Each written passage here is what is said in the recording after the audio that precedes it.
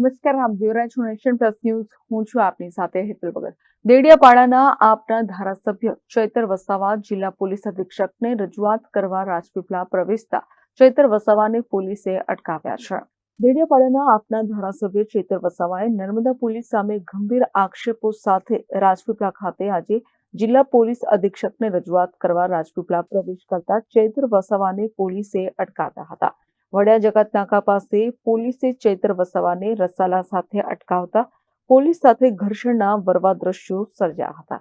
ધારાસભ્ય ચૈતર વસાવાને અટકાવતા પોલીસ સાથે તૂતુ મેમનના દ્રશ્યો સર્જ્યા હતા, જેમાં ભારે રકઝક બાદ ચૈતર વસાવા જિલ્લા પોલીસ અધિક્ષકની કચેરીએ પહોંચતા ત્યાં પણ અટકાવતા સમર્થકોના ટોળા સાથે અંદર પ્રવેશતા બાબતે ફરી તૂતુ મેમનના દ્રશ્યો અને રકઝક થઈ હતી. જોકે સમજાવટ બાદ અમુક લોકો સાથે મુલાકાત માટે જવા દેવાયા હતા. ત્યારબાદ કોન્ફરન્સ રૂમમાં આપના કાર્યકરો સમર્થકો સાથે બંધ બારણે પોલીસ અધિક્ષક સાથે બેઠકમાં ચર્ચા થઈ હતી, જેમાં ચૈતર વસાવાએ નર્મદા પોલીસ સામે દેવ મોગરા દર્શને આવતા ભક્તો વાહન ચાલકોને હેરાન પરેશાન કરી ખોટી રીતે હેરાન કરાતા હોવાનો આક્ષેપ લગાવ્યો હતો અને જણાવ્યું હતું કે પોલીસમાં પણ બે કેટેગરી છે. એક જે સરકારી પગાર લઈ વ્યવસ્થિત નોકરી કરે છે, જ્યારે બીજા જે સરકારી પગાર લઈ ભાજપની ચમચાગીરી કરે છે.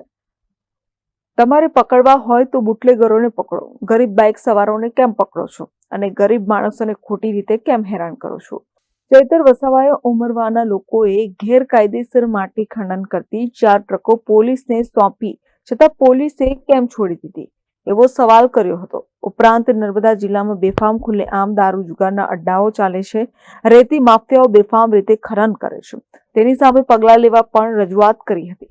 ચૈતર વસાવાએ આ ગેરકાયદે પ્રવૃત્તિ નહીં અટકે તો ઉગ્ર આંદોલનની ચીમકી પણ આપી હતી.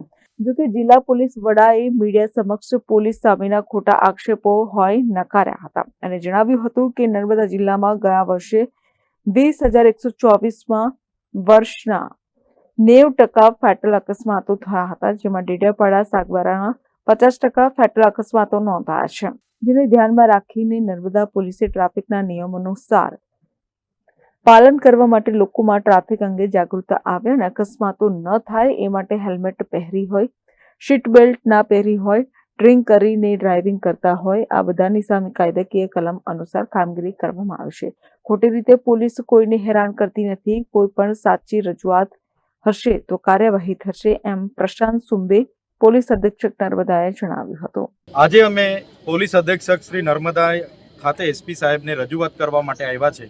પોલીસનું કામ, પોલીસની ડ્યુટી માત્ર શાંતિ, સલામતી અને સુરક્ષા પૂરી પાડવાની છે અને કાયદો અને વ્યવસ્થા જાળવવાની છે. ત્યારે નર્મદા પોલીસે નર્મદા જિલ્લામાં 20થી 25 જગ્યાએ ગેરકાયદેસર ચેકપોસ્ટો બનાવીને જે નાના માણસો પર દંડ ઉઘરાવવામાં આવે છે, કોઈ વ્યક્તિ ખેતરે પાણી વાળવા જતો હોય, કોઈ વ્યક્તિ મજૂરીએ જતો હોય, કોઈ શાળાએ ભણવા જતા હોય કે કોઈ લગ્નમાં ચાંદલો કરવા કે જાનમાં જતા હોય, એવા લોકોને, નાના લોકોને ટાર્ગેટ કરીને જે દંડ ફટકારવામાં આવે છે, દર મહિને કરોડોમાં દંડ ઉઘરાવવામાં આવે છે, જેની સામેનો અમારો વિરોધ છે.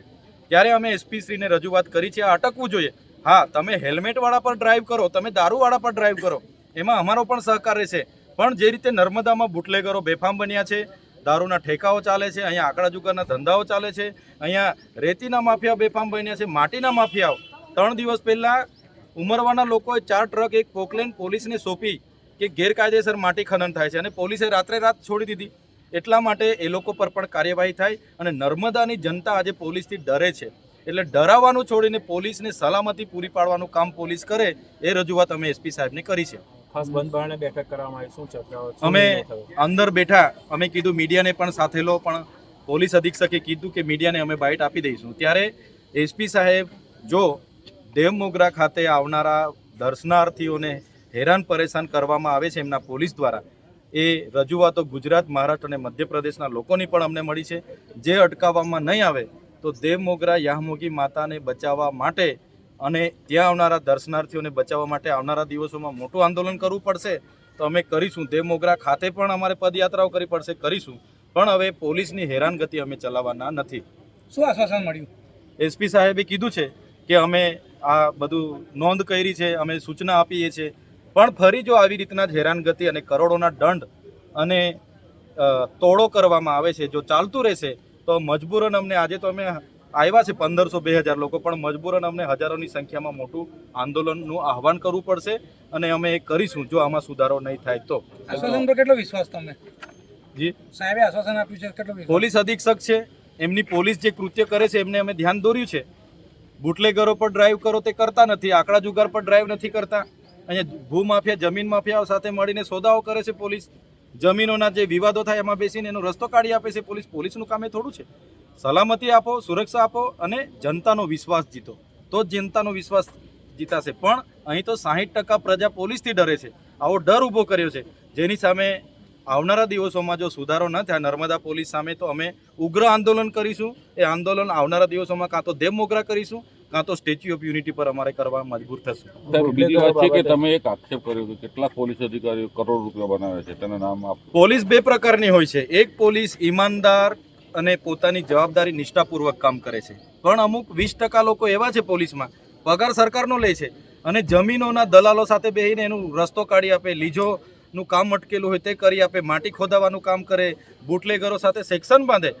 તમને વાત કરું, ગ્રુપો પણ ચાલે છે મીડિયામાં. તો આ પરિસ્થિતિ નર્મદા પોલીસની છે. અમે કહીએ છીએ ડ્રાઈવ કરો, બુટલેગરોથી શરૂઆત કરીએ, અમે પણ આવીશું. તમારે ચેકપોસ્ટ બનાવવાની છે તો બોર્ડર પર બનાવો ને. નર્મદા જિલ્લામાં જ્યાં પ્રવેશ છે, તમારે ગ્રામ્ય વિસ્તારમાં ચેકપોસ્ટો બનાવવાની શું જરૂર છે? એટલે અમે એસપી સાહેબને ધ્યાન દોર્યું છે. જો નિર્ણય નહીં આવશે તો ચોક્કસ અમે દિન 10 પછી મોટું આંદોલન કેવડિયા ખાતે કાં તો દેવમોગરા ખાતે કરીશું. ચૈતર વસાવાએ કોઈ પુરાવા આપ્યા છે પોલીસને? હા, આજે અમે જે સ્થળોની મુલાકાત લીધી, જે હાઈવાઓ પોકલેનો ખોદકામ કર્યું અને એમણે જે છોડી મૂક્યા છે એમના પુરાવા એસપી સાહેબને અમે હમણાં આપ્યા છે. અને જો એના પર પોલીસ કાર્યવાહી નહીં કરે તો એનો જે પણ પ્રોજેક્ટ હશે એ પ્રોજેક્ટો પણ બંધ કરીશું. અને કેવડિયામાં એક ગોરા ગ્રામ પંચાયત પર પોલીસને સાથે રાખીને દબાણ કરીને એક ઠરાવ કરવામાં આવ્યો છે ત્યાં એક પ્રોજેક્ટ લાવવા માટે, એની સામે પણ આજે અમે વિરોધ નોંધાવ્યો છે. આવનારા દિવસોમાં એ બાબતે પણ અમે આગળ વધીશું. खास करके जो पहली रजूआत थी वो ये थी कि जो ट्रैफिक एनफोर्समेंट इससे रिलेटेड था, तो चर्चा में ऐसा हमने बताया है कि नर्मदा जिला में जो फैटल एक्सीडेंट हुआ है और जो खास करके डेडियापाड़ा सागबारा विस्तार में होते हैं उसको देखते हुए और 2 व्हीलर के फैटल एक्सीडेंट को देखते हुए हेलमेट कंपलसरी पहना जाए, इस तरीके की जो ड्राइव पूरे गुजरात राज्य में चल रही है उसका अमलीकरण वहाँ पे हो रहा है.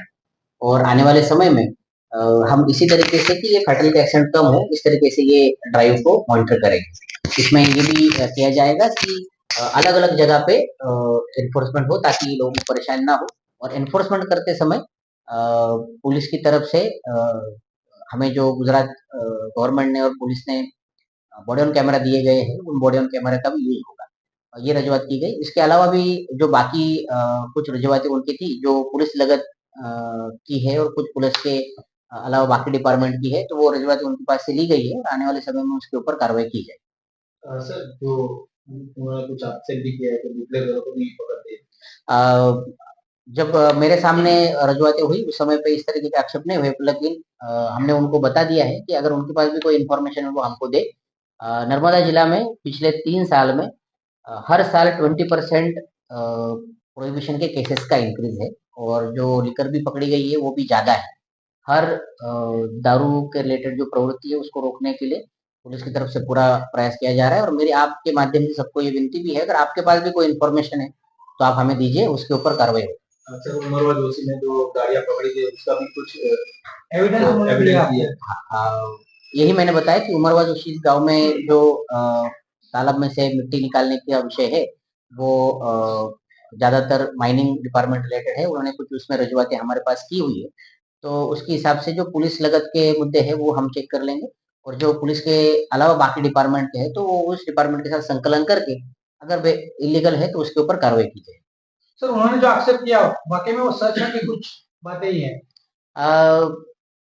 ये जो फैक्ट है इसको देखने का नजरिया है कि हेलमेट के वापर न होने के कारण केसेस वहाँ पे हमने जरूर बढ़ाए हैं, लेकिन वो केसेस मतलब जो एनफोर्समेंट है वो इसलिए बढ़ाई हुई है क्योंकि पिछले 2 साल में हमने देखा है कि सागबारा और डेडेपाड़ा का विस्तार जो कि एक जंगल का और घाट का भी विस्तार आता है और 2 व्हीलर का प्रमाण ज्यादा है, तो 2 व्हीलर के फैटल एक्सीडेंट बहुत ज्यादा हो गए. इसकी वजह से हम उसके ऊपर वो एनफोर्समेंट ज्यादा कर रहे हैं ताकि फैटल एक्सीडेंट की संख्या कम हो. और बॉर्डर जिला होने के कारण कई बार जो गाड़ी चलाने वाले होते हैं वो दारू पीकर भी गाड़ी चलाते हैं, तो उनके ऊपर ही मोटर व्हीकल एक्ट 185 के अंदर हम कार्रवाई करते हैं, क्योंकि वो खुद की तथा बाकी दूसरे लोगों की भी जान खतरे में डालते हैं। सर खास उन्होंने बताया कि दर्शनार्थियों को ज्यादा परेशान करते हैं। नहीं मंदिर सर, जाते हम जो बेकायदेशीर काम करते हैं उन्हीं को परेशान करते हैं, और मैं वो उसको परेशानी भी नहीं बोलूंगा, वो हमारे एनफोर्समेंट है, वो हमारा काम है जिसे हमें करना पड़ेगा। क्योंकि अगर कोई दारू पीकर गाड़ी चलाता है, महाराष्ट्र से आता है, मध्य प्रदेश से आता है, दारू पीकर गाड़ी चलाते है, वो खुद की भी जान खतरे में डालता है और रास्ते के ऊपर बाकी जो दर्शनार्थी है, आम जनता है, उसकी भी जान खतरे में डालता है। तो मेरे आपके माध्यम से सबको विनती भी है कि इस प्रवृत्ति से बचिए, हेलमेट पहनिए, सीट बेल्ट पहनिए, ताकि आप रोड के ऊपर सुरक्षित रहे और लोगों को भी सुरक्षित रखें। Jyoti Jagtap, Nation Plus News, Rajpipla.